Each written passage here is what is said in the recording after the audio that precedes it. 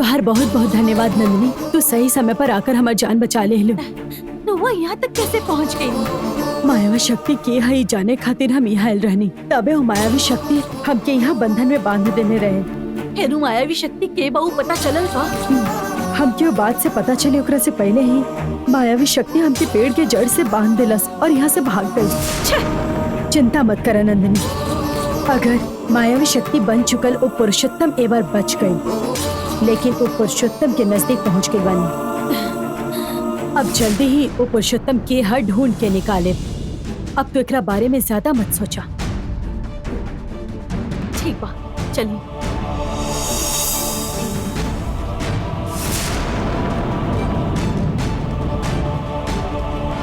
मायावी शक्ति के रूप धारण करे वाले पुरुषोत्तम के हमने ना पकड़ सकनी। राजशेखर के पास जौन काल चक्र बाबू मिल गई का? काल चक्र हमार हाथ में था ना आई, लेकिन हम राजशेखर के मार देली बानी। राजशेखर के मार देलू? तू इतना जल्दबाजी काहे कइलू नंदिनी?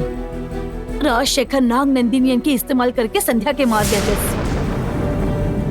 ओकर आत्मा की शांति मिले की चाहिए, यही से राजशेखर के मार देंगे। हाँ, पर राजशेखर के मदद करे खातिर तो माधवी रहले ना। ओकरा होत हुए ई नया नाग नंदनियन कहाँ से आ गई? क्या हो? नाग नंदिनियन वो भी नागवंश के ही बा। अब वो भी हमके मारे के कोशिश कर रहल बा। माधवी और मायावी शक्ति तो तारा खिलाफ रहले ही, अभी तोहार नागवंश के नया दुश्मन बन के तोहार सामने आइल बा। इतना सब कुछ होते हुए भी तोहार मदद करे खातिर हम ना रही। लेकिन अब रउआ हमरे साथे बानी ना, अब हमने साथ मिलकर इनका मुकाबला करी जाए। चलिए चलल जाए। चला।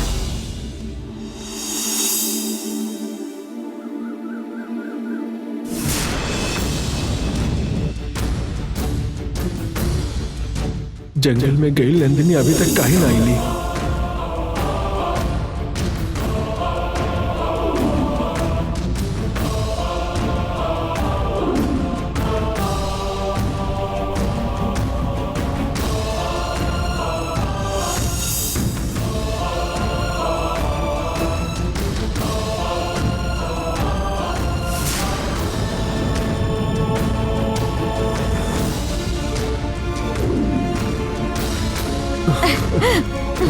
आवा नंदिनी, हम तहरे इंतजार करत रहनी।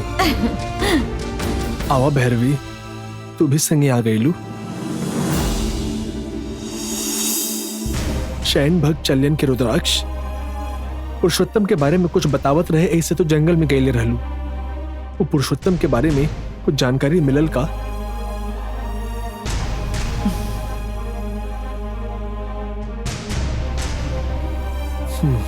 ओजे का भइल भैरवी?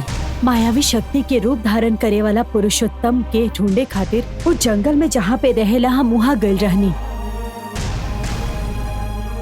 पुरुषोत्तम के असली रूप कहा ही जाने से पहले ही वो हमके बंधन में बांध देला और वहाँ से भाग गई।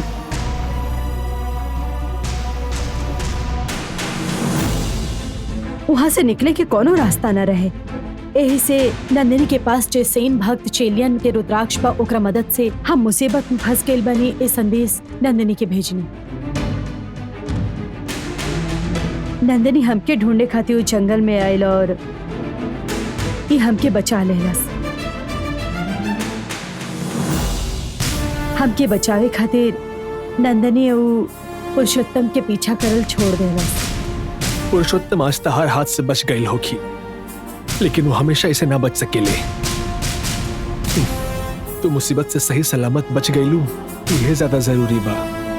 कल तक हमनी से बहुत दूर रहे वाला पुरुषोत्तम आज ओकरा से हमारा आमना सामना हो ही गई। ये हमनी के पहला सफलता बा।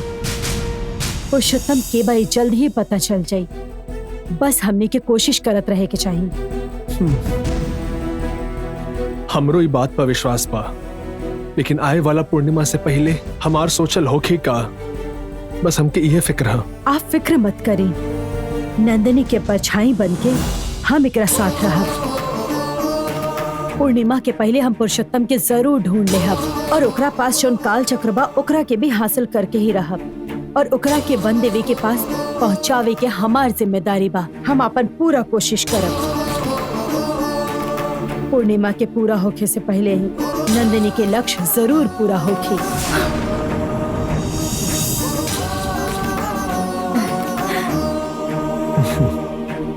तार बात बिल्कुल सच होगी। अब कल हुई हमने क्या मदद करी है।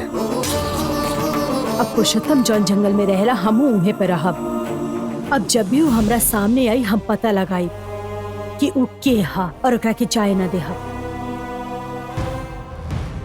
ठीक बा दीदी, अब हम चलत आनी। रुके, रउआ अभी अभी ताइल बानी, खाना खाकर जाई। पिताजी इनकर खाए के इंतजाम करी ना पिताजी।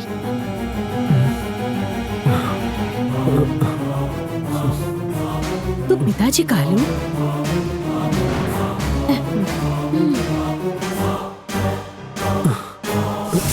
या फिर हम कुछ गलत सुन ले हैं? ना, रउआ सही सुनने। जब रउआ के हमनी के हकीकत पता चली तो रउआ भी हमनी के बारे में जान जाई। रुका नंदिनी, ना कुछ मत बोला, रुका। जब से भैरवी हमार लक्ष्य पूरा करे खातिर हमार मदद कर रहल बिया, तब से पराई ना रहली। हमार जिंदगी के हर एक सच्चाई भैरवी के भी पता चले की चाहिए।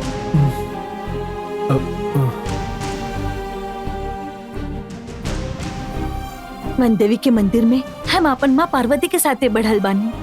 वन देवी के मंदिर में आवे से पहले हमार माँ पार्वती के बारे में रउआ ना जानत बानी। उ जाने के बाद रउआ सब कुछ समझ जाई।